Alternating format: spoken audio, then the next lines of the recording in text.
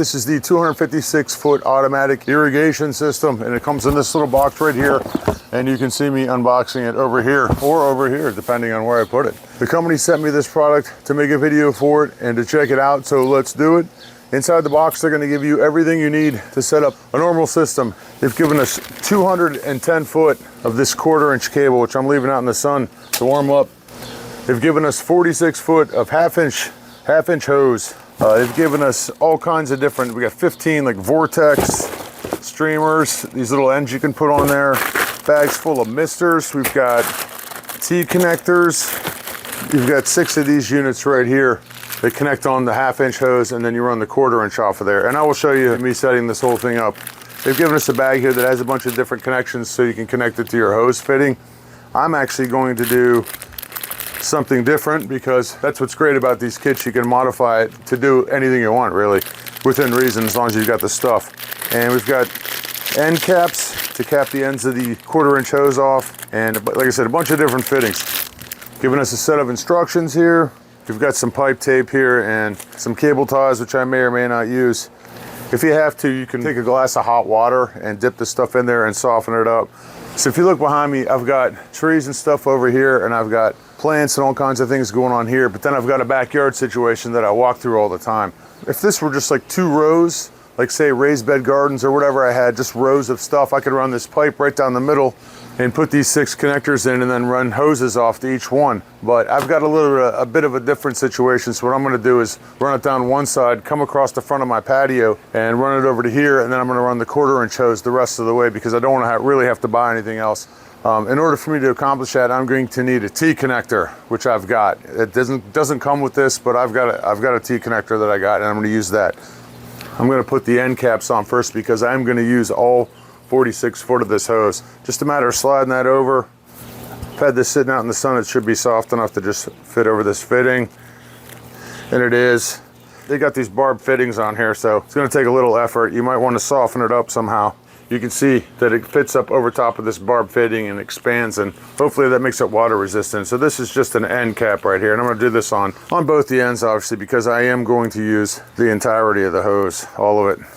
All right, let me show you what I did so far and a couple of things I figured out along the way, and I'll take you over there and show you. What I did was, it was kind of tough screwing on these connectors right here. I really had to crank them down, and I put some channel locks on there. I don't know if I have to have them flush or not for it not to leak. I just don't know. I haven't run water through it yet. But one of the things I did do is I took a little shot of WD-40 and sprayed it in just in these threads and let it get around in there. You know, that helped me to screw it on a little better. It's the hardest thing so far. So next I'm gonna put my tubes on each of these 12 ports and send it to my sections of the yard that I want it, and I'll show you that. So now that I've got my main line laid out and I've got my ends where I want them, now what I'm doing is going out and pre-measuring my 1/4-inch hose, cutting it off over at my desk, and I'm putting on the one ends first, and then I'll connect them down here. One thing I might suggest is opening these up maybe halfway or so that when you turn the water on, it doesn't, create too much pressure.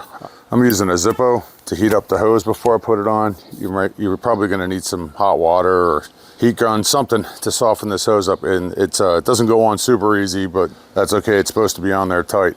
And you can see I've got my 3 streamers in here with my tomatoes and lettuce.